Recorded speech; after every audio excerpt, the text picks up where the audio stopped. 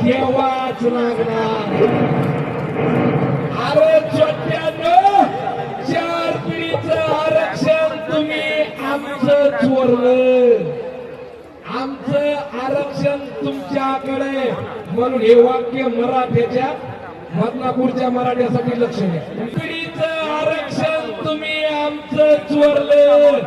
आमचं हक्काचं आरक्षण सोडा, नाही तर मराठे लावतील मॉडेल. हो जरा जोरदार. शेवटचे 7 मिनिटं होऊन संपणार मी. इकडे लक्ष द्या.